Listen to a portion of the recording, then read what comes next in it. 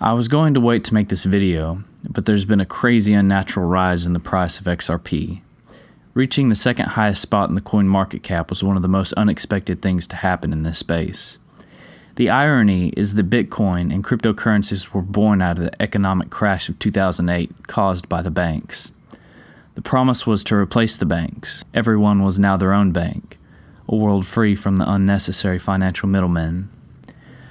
Fast forward to today, when XRP is the second highest market cap, directly after Bitcoin, a coin that is solely designed to help the banks maintain their position.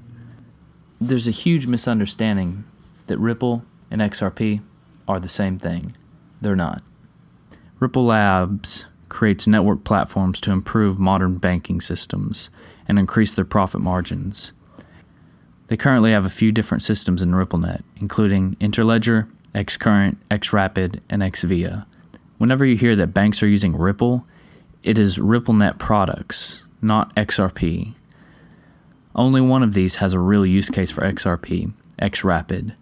It's used as a ledger system or bridge currency, not as a currency to purchase goods with. The places where XRP can be used are not unique to XRP. Pretty much any other token could be used. It's almost like a test token or placeholder. Profits from these various platforms goes to Ripple Labs, not XRP token holders. Your tokens aren't shares, and they aren't necessary for the system. So what is the primary use case for XRP if it isn't for the banks to use? Funding. Unlike most cryptocurrencies, 100% of the 100 billion XRP tokens were created out of thin air.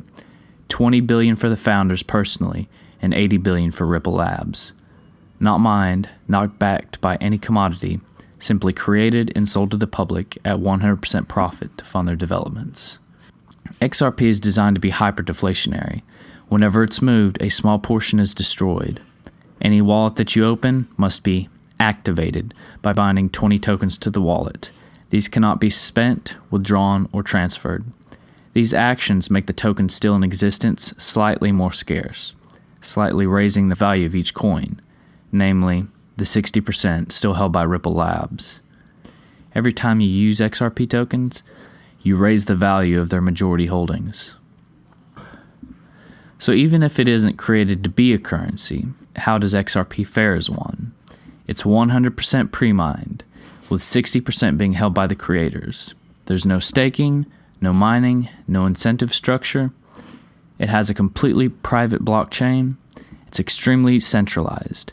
You must permanently lock up 20 tokens to activate a wallet, around $50 currently.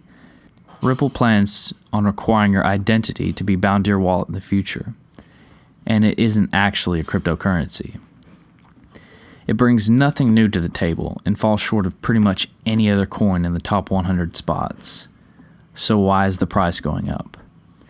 People are assuming the banks are going to want their XRP and drive up the price. But if the banks or market makers want any, they'll be buying the 60% that Ripple Labs has. They wouldn't need a majority holding, or else it wouldn't be designed to be hyper-deflationary. If there's a shortage, then Ripple Labs would just create more. There's no distributed consensus to decide on it. There is not a likely scenario where the banks go out on the open market and buy small amounts of XRP at a time.